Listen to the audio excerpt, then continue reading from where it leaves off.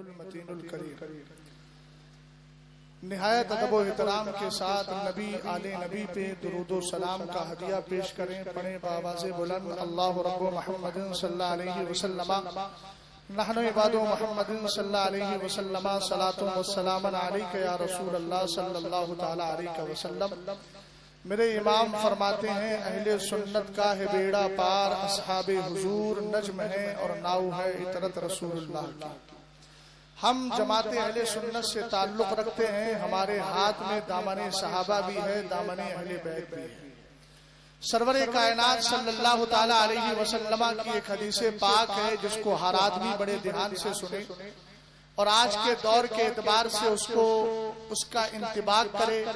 حضرت اسامہ رضی اللہ تعالی عنہ فرماتے ہیں ایک دن میرے نبی علیہ السلام تشریف فرماتے، کہاں تشریف فرماتے؟ ایک ٹیلے پر تشریف فرماتے۔ اشرف النبی صلی اللہ تعالی علیہ وسلم علی اطم من اطعام المدینہ، نبی کریم صلی اللہ تعالی علیہ وسلم نے اس ٹیلے پر سے جھانک کر نیچے دیکھا۔ اہل ممبر کی بھی خاص توجہ چاہوں گا، کچھ باتیں مجھ جیسے ناکار لوگ بھی کبھی کام کی باتیں کر لیتے ہیں۔ غور فرمائیے گا، سرور کائنات نے مدینہ شریف کے ٹیلے پر چڑھ کر اوپر سے نیچے کی طرف جھانک کر دیکھا اور صحابہ اکرام سے فرمایا حل ترون ما ارا، اے میرے صحابہ یہ بتاؤ جو میں دیکھ رہا ہوں وہ تمہیں نظر آ رہا ہے کہ نہیں؟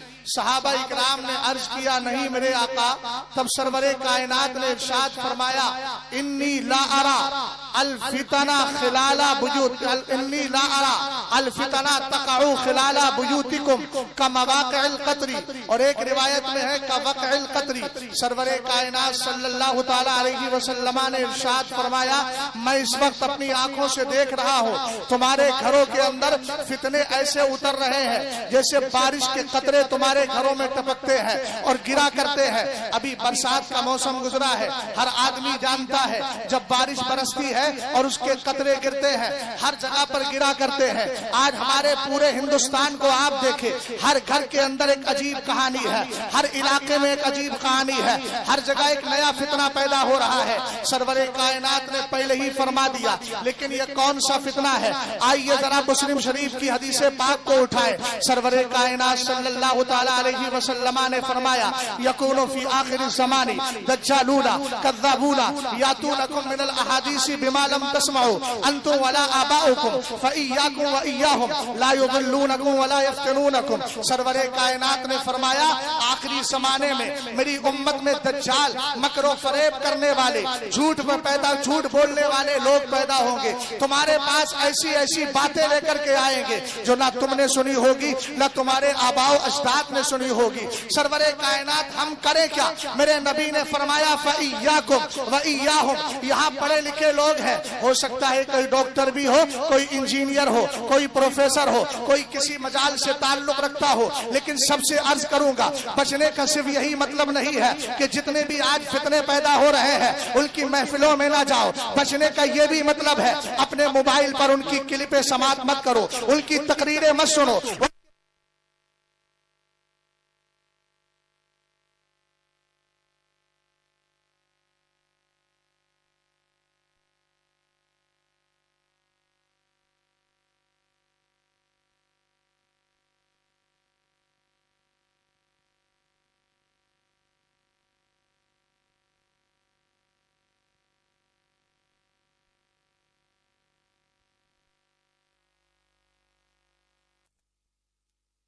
ان اللہ اختارنی واختار لی اصحابی فجعل لی منہم وزراء وانصارا واصحارا۔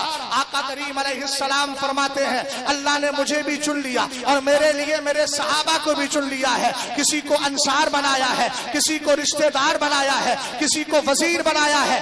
آگے میرے نبی نے ارشاد فرمایا وسیاتی قوم یسبونہم وینتقصونہم، فرمایا ایک دور ایسا آئے گا کہ میرے صحابہ کو گالیاں دینے والی جماعت پیدا ہوگی، ان کی شانوں میں توہین کرے گی۔ اے میرے آقا ہم کیا کریں؟ کیا ان رافضیوں سے رشتے رکھے؟ کیا نام نہاد مولائیوں سے رشتے رکھے؟ اور آج کے دور میں کچھ جاہلوں کا یہ عالم ہو گیا ہے، انہوں نے مولائیت کے لفظ کو اس طریقے سے استعمال کرتے ہوئے کہہ دیا کہ آج کی اصطلاح کے اعتبار سے اگر ہم کہیں تو امام احمد رضا خان اور ان کا پورا خاندان قدر مولائی ہے۔ ہمیں جہالت چاہیے. تم نے تو انتہا کو پہنچ کر امام اہل سنت پر اتنا بڑا بہتان لگا دیا. اعلیٰ حضرت ان نام نہاد آج کی اصطلاح کے اعتبار سے مولائیوں کے سردار نہیں ہے, اہل سنت والجماعت کے سردار ہے. اس لیے کہ لفظ مولائی آج کی اصطلاح کے اعتبار سے اہل سنت کے خلاف ایک فرقے کے لیے بولا جاتا ہے جو صحابہ کو گالیاں دیتا ہے. خدا را اسٹیج سے اس جہالت کو بند کیا جائے. ہم کب تک اپنی سنیت کو خود ہی برباد کرتے رہیں گے؟ میں نے رات بھی عرض کیا تھا, ان جاہل خطیبوں کا بائیکاٹ کرو, ان ان پڑھ لوگوں کا بائیکاٹ کرو اگر نسلوں کو بچانا چاہتے ہو. ورنہ یاد رکھنا, جب نسلیں ہاتھوں سے چلی جائیں گی, تم تبلیغ کس کو کرو گے؟ تم چندہ کس سے لوگے؟ تم مرید کس کو بناؤ گے؟ تمہاری مسجدوں میں آئے گا کون جب مسجدیں ہاتھ سے نکل جائیں گی؟ ایسی صورت میں یاد رکھیے, علم والوں کی قدر کیجئے, علم والوں کو بلائیے. سرور کائنات نے فرمایا ایک قوم ایسی آئے گی جو صحابہ کو گالیاں دے گی, ان کی توہین کرے گی. آقا کریم علیہ السلام کہتے ہیں فلا تواکلوہم, ان کے ساتھ کھانا نہیں, فلا ولا تشاربوہم, ان کے ساتھ پینا نہیں, ولا تجالسوہم, ان کے ساتھ بیٹھنا نہیں, ولا تناکحوہم, ان کے ساتھ شادی بیاہ نہیں کرنا. آئیے اسی تناظر میں آگے بڑھتے ہیں. یہ لوگ دکھاتے ہیں آیت کریمہ, دکھاتے ہیں حدیث پاک. میں بڑی پیاری بات عرض کر رہا ہوں. علامہ سید جلال الدین شاہی بخاری سرکار شاہ عالم, ان کا فرزند ارجمند یہاں تشریف فرما ہے. ان کی نسل میں 8ویں نسل کے اندر ایک بزرگ پیدا ہوئے, سید جلال الدین شاہی بخاری. کتاب لکھی القول الصواب فی معرفت الاصحاب. یہ اس ممبر پر جتنے علماء ہیں سب سے عرض کروں گا, یہ جملہ لے کر کے جائیے گا. انہوں نے ارشاد فرمایا جتنی بھی روایتیں صحابہ کو گالیاں دینے, منافق و باغی کہنے کے لیے بولی جاتی ہے, یہ سب تاریخ کی ہے. اور یاد رکھو سرکار نے صحابہ کی عظمتیں حدیثوں میں بیان کی ہے, قرآن نے ان کی فضیلتیں بیان کی ہے, اور تاریخ کو مصطفیٰ کریم کی حدیث کے مقابل یا قرآنی آیات کے مقابل کوئی حیثیت نہیں ہے.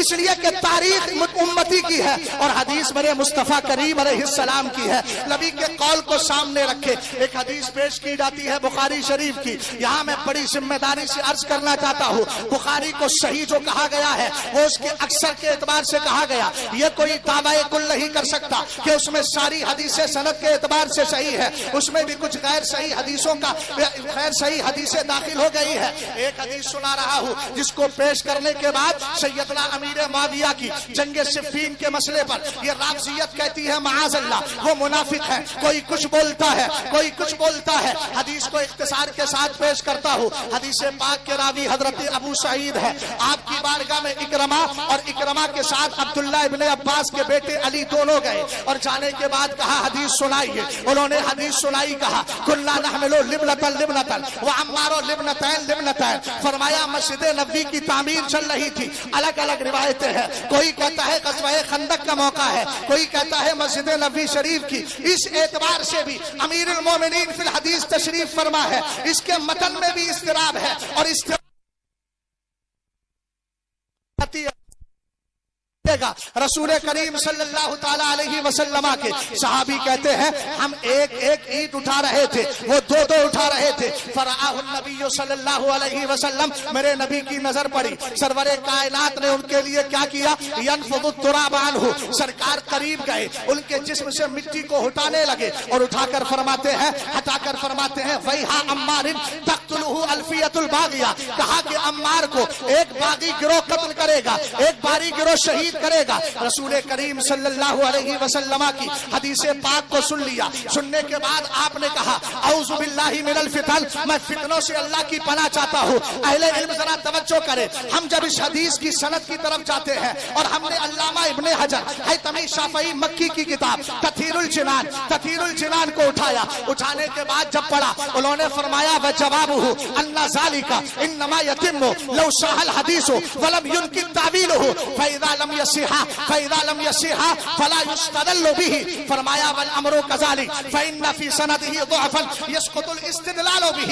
آپ فرماتے ہیں اس کا جواب یہ ہے کہ یہ حدیث پاک اگر صحیح ہوگی تب اس سے استدلال کیا جائے گا, اور صحیح ہونے کے بعد بھی اگر اس کی تعویل نہیں نکل پائے گی تب اس سے استدلال کیا جائے گا، لیکن یہ حدیث روایت کے اعتبار سے صحیح بھی نہیں اور اس کی تعویل بھی موجود ہے۔ ہم نے کہا صحیح کیسے نہیں ہے؟ حدیث کی سند پر گئے، ہمیں 4 راوی ملے، پہلے کا نام مسدد ہے، دوسرے کا نام عبدالعزیز ابن مختار ہے، تیسرے کا نام خالد حذا ہے، چوتھے کا نام جو ہے چوتھے راوی کو ہم نے دیکھا ان کا نام اکرمہ ہے۔ جب ہم نے تہذیب التہذیب کو اٹھایا، میزان الاعتدال کو اٹھایا، ہم نے ان بزرگوں کو پڑھا جن کا نام اصول حدیث میں زبردست انداز میں آتا ہے، تو پہلے راوی مسدد کے لیے ہماری میزان الاعتدال میں ملتا ہے، وہ فرماتے ہیں سنو یہ جو راوی ہے نا جس کا نام مسدد ہے، انہوں نے کہا یہ قابل احتجاج نہیں ہے، یہ قابل استدلال نہیں ہے۔ اور ہم نے جب تہذیب التہذیب کو اٹھایا اس کے بعد پڑھا تو عبدالعزیز ابن مختار کے بارے میں کہا گیا لیسا بشیء، یہ معتبر راوی ہے نہیں۔ اس کے آگے جب ہم خالد حذا کو پڑھتے ہیں تو ابو حاتم نے کہا لا یحتج بہ، ان کو استدلال میں پیش نہیں کیا جا سکتا۔ سعید ابن مسیب کو پڑھا، کون سعید ابن مسیب؟ جب یزید نے گھوڑے بنوائے تھے ایک ذات دیوانگی کے عالم میں مسجد نبوی شریف میں موجود تھی، پوچھا گیا نمازوں کا علم کیسے ہوتا تھا؟ کہا مصطفیٰ کی قبر سے آواز آتی تھی، سمجھ جاتا تھا نماز کا وقت ہو گیا ہے۔ یہی سعید ابن المسیب فرماتے ہیں اکرمہ کے بارے میں، کہتے ہیں انہو کذبا، اکرمہ جھوٹا آدمی ہے، اس نے حدیث میں جھوٹ گڑا ہے۔ اس طرح کی سند کے اعتبار سے، اور یہ اہل علم بیٹھے ہیں، جب سند میں اتنی گڑبڑی ہو جائے تو پھر حدیث میں استدلال کیسے کیا جائے گا؟ ہم نے کہا دوسری بات اور سن لیجیے، اب اس کے متن پر آتے ہیں۔ آپ کا پہلا جملہ کیا ہے؟ تقتلہ الفیۃ الباغیہ، کہا لفظ باغی آ گیا۔ امیر معاویہ کو لفظ باغی بول کر کوئی منافق کہہ رہا ہے، کوئی کچھ بول رہا ہے، مگر ان ظالم کتوں کو بتا دینا ابھی امام احمد رضا خان کی یہ ٹیم مری نہیں ہے، تمہیں ناکو چلے چبانے کے لیے تیار ہے۔ تم جو فتنہ لے کر کے آؤ گے ہم اس کا جواب دینے کو تیار ہے، اس لیے کہ ہم نے کسی جاہل کو اپنا امام نہیں بنایا ہے، اس امام احمد رضا خان کو اپنا امام مانا ہے اور اس کی کتابوں کو پڑھا ہے۔ اس کی کتابوں کو دیکھ کر زمانے نے کہا اگلوں نے تو لکھا ہے بہت علم دین پر، جو کچھ ہے اس صدی میں وہ طلحہ رضا۔ تکبیر، توجہ فرمائیے، لفظ باغی پر آپ کو اعتراض ہے؟ تم نے لفظ باغی کی بنیاد پر منافق بھی کہہ دیا معاذ اللہ۔ ہم نے کہا 1400 سال میں مصطفیٰ کریم علیہ السلام کے صحابہ، مصطفیٰ کے تابعین، مصطفیٰ کریم کے صحابہ کے بعد تابعین، ائمہ مجتہدین میں کسی کو نظر نہیں آیا کہ امیر معاویہ منافق ہے۔ یہ آج کا ظالم جاہل آدمی 2-4 کتابیں بھی نہیں پڑھتا، کلپوں سے اپنے سارے علم کا مبلغ بیان کرتا ہے، وہ کہتا ہے یہ باغی ہے۔ ہم نے کہا لفظ باغی کا معنی پوچھنا چاہتے ہو تو میں کسی اور کی بارگاہ میں نہیں لے کر جاتا، حضرت علی کی بارگاہ میں لے کر کے جا رہا ہوں، لیکن اس سے پہلے قرآن کی آیت پیش کرو۔ بغا یبغی کا معنی چاہنا بھی ہوتا ہے، بغا یبغی کا معنی خلاف کھڑا ہونا بھی ہوتا ہے، بغا یبغی کا معنی کسی کے خلاف سازش کرنا بھی ہوتا ہے، الگ الگ معنی آتے ہیں۔ ہم نے کہا کبھی ایسا بھی ہے کہ صحابہ اکرام کی 2 جماعتیں آپس میں اختلاف کر لیں، ان کے لیے بھی لفظ بغا یبغی کا استعمال ہوا ہے، ذکر کیا گیا ہے، لیکن قرآن پاک کو پڑھے وَإِن طَائِفَتَانِ مِنَ الْمُؤْمِنِينَ اقْتَتَلُوا فَأَصْلِحُوا بَيْنَهُمَا فَإِن بَغَتْ إِحْدَاهُمَا عَلَى الْأُخْرَى فَقَاتِلُوا الَّتِي تَبْغِي حَتَّى تَفِيَّ فَإِن فَاءَتْ فَأَصْلِحُوا بَيْنَهُمَا بِالْعَدْلِ وَأَقْسِطُوا إِنَّ اللَّهَ يُحِبُّ الْمُقْسِطِينَ۔ سرور کائنات گوشت راست پر تشریف فرما ہے، آپ کا گزر انصار کی جماعت کے قریب سے ہوا، آپ کے گوشت کو آپ کے دراز گوشت نے پیشاب کر دیا، وہاں عبداللہ ابن ابی منافق بیٹھا تھا، ناک کو بند کرنے لگا، صحابی رسول عبداللہ ابن رواحہ کو چلالا گیا، فرمایا سن تیری مشک سے زیادہ خوشبو مصطفیٰ کے دراز گوشت کے پیشاب میں۔ اسی میں اختلاف بڑھ گیا، وہی ہو گیا اختلاف، لیکن عبداللہ ابن ابی کی جماعت جو انصار کی جماعت تھی وہ تو صحابہ تھے، ان کا اختلاف کس سے ہو گیا؟ عبداللہ ابن رواحہ کی جماعت سے ہو گیا، آپس میں اختلاف ہوا، قرآن کی آیت اتر گئی۔ میں نے کہا اب لگائیے فتویٰ، یہاں پر بھی بغا یبغی کا کلمہ ہے، کیا حکم لگاؤ گے؟ یاد رکھنا رسول کریم صلی اللہ تعالیٰ علیہ وسلم کے صحابہ میں جو اختلاف ہوا ہے اس کا ہرگز یہ مطلب نہیں لفظ باغی کی بنیاد پر کسی کے خلاف زبان درازی کی جائے۔ اور دوسری بات سنیے گا، ہم نے جب بخاری شریف کے قدیم نسخوں کو تلاش کرنے کی تحقیق کی اور اس کے بعد پتا چلا قدیم نسخوں میں یہ الفاظ ہے ہی نہیں، تقتلہ الفیۃ الفیۃ الباغیہ اس میں موجود ہی نہیں ہے. ہم نے کہا جب موجود نہیں ہے اب بعد میں کس نے بڑھائے؟ ایک راوی ہے جس کا نام غالباً برکان نام کا ایک راوی ہے, اس نے اس میں اضافہ کیا ہے. ہم نے کہا کئی طریقے سے اس میں جو ہے کئی طریقے سے جرح کی جاتی ہے. اب آگے بڑھیے گا, رسول کریم صلی اللہ تعالی علیہ وسلم کے دیوانوں حضرت علی سے پوچھتے ہیں, اے علی یہ بتاؤ جو آپ کے خلاف کھڑے ہوئے تھے, اعلیٰ حضرت نے تو اعتقاد الاحباب فی الجمیل والمصطفیٰ والآل والاسام میں ترجمہ یہی کیا ہے. ابھی میں متن پڑھوں گا, اس کے بعد ترجمہ اعلیٰ حضرت کا کرتا ہوں,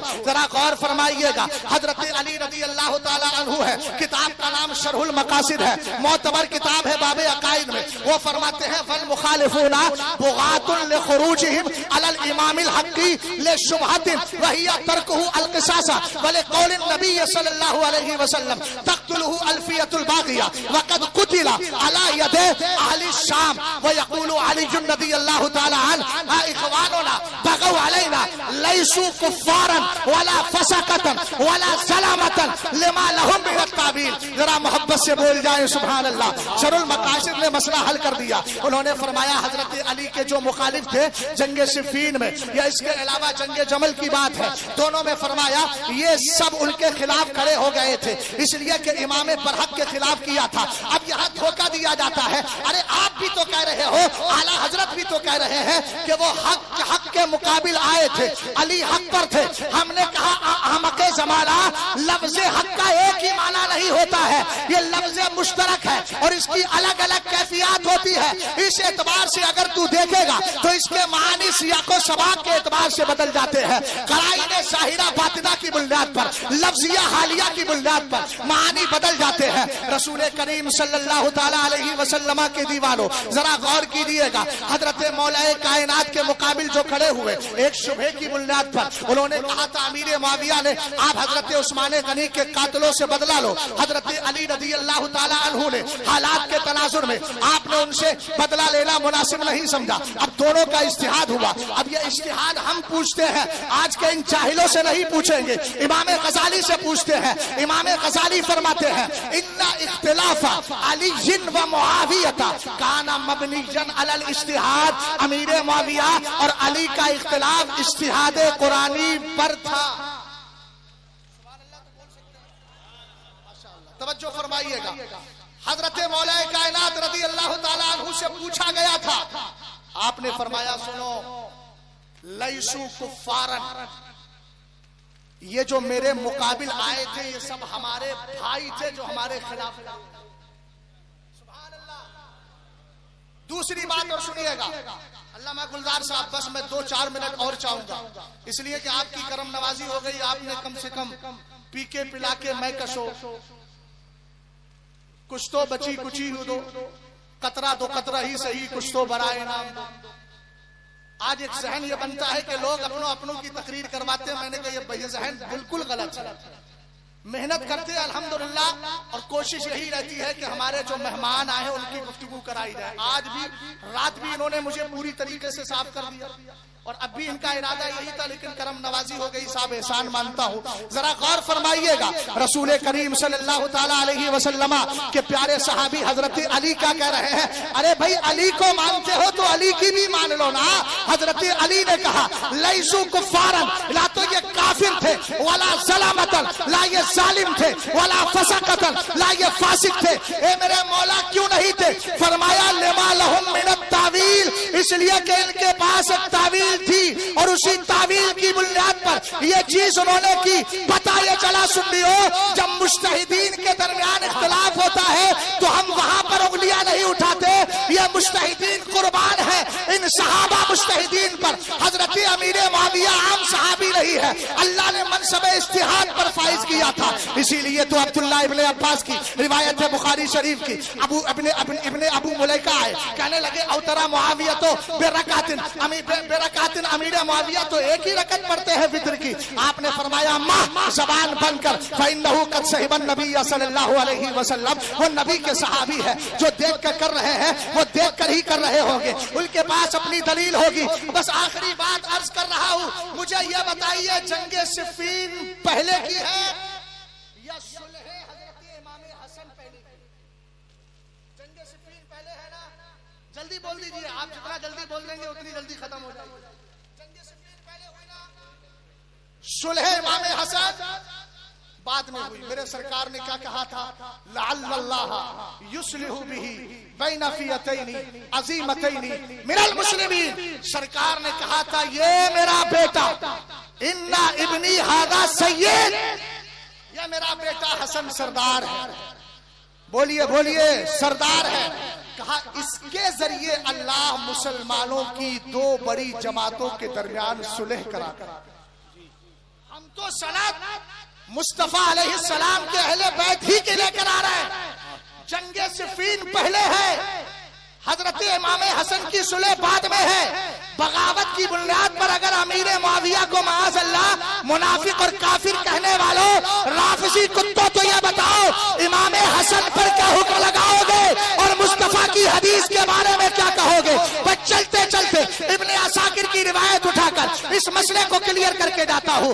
ارے آپ کو جنگ صفین سے مسئلہ ہے نا, آؤ ذرا ہم بھی تمہارے سامنے آ کر مسئلے کو کلیئر کر دیں. عبداللہ ابن عباس کہتے ہیں کننا عند النبی صلی اللہ علیہ وسلم و ابو بکر و عمر و عثمان و معاویہ اذ اقبل علی بن ابی طالب. کہتے ہیں میں عبداللہ ابن عباس کہتے ہیں میں حضرت ابو بکر, حضرت عمر, حضرت عثمان, امیر معاویہ یہ سب بیٹھے ہوئے تھے. اتنے میں مولا کائنات آ گئی. سرور کائنات نے کہا یا معاویہ تو اتحب علی, اے معاویہ تجھے میرے علی سے پیار ہے؟ کہنے لگے فواللہ الذی لا الہ الا هو انی لاحبہ حبا شدیدا. کہا میں قسم خدا کی قسم کھا کر, خدا کی قسم یاد کر کے کہتا ہوں میں علی سے ٹوٹ کر محبت کرتا ہوں. یہ اس نبی کے بارے میں اس نبی کے پاس جواب دیا جا رہا ہے جس کی نظر یہاں بھی ہوتی ہے اور یہاں بھی ہوتی ہے. جواب اگر خلاف ہوتا تو جب اس کے بعد بارے میں بتا دیا جاتا. سرکار نے فرمایا انہا ستکون بینکما ہنیئۃ, تم دونوں کے درمیان ان قریب جنگ ہوگی, ان قریب جنگ ہوگی.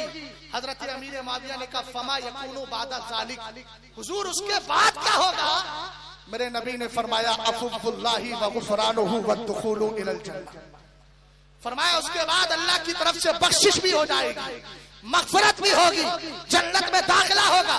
اب کچھ بچا ہے صحابہ سب کے سب رشد و ہدایت کے نجوم. تم کرو تحکیم فیصلہ, تم کرو تحکیم ان کی. ہم کو کب درکار ہے؟ اہل سنت کا ہے بیڑا پار, اصحاب حضور لجم ہے اور لاؤ ہے, اطرت رسول اللہ کی. یہاں جتنے خطبہ تشریف فرما ہے سب سے گزارش کروں گا اعتراضات کے جوابات دیجئے. بہت سے سنی یہ کہہ کر گمراہ ہو جاتے ہیں کہ ہمارے پاس تو فلاں کا جواب ہی نہیں ہے. ہم نے کہا آج تقریر روایتی نہ کیجئے, صرف واقعات پر اکتفا کر کے. اما ابا کی فضیلت یقیناً قرآن و حدیث سے ثابت ہے, میں اس کا انکار نہیں کرتا, لیکن صرف آنکھوں میں دو قطرے لا کر قوم کو رلا کر یہ قوم کا حل نہیں ہوگا. اس وقت ضروری ہے چاہے کتنے بھی انجینئر آئے, چاہے کتنے بھی الٹے سیدھے لوگ آئے,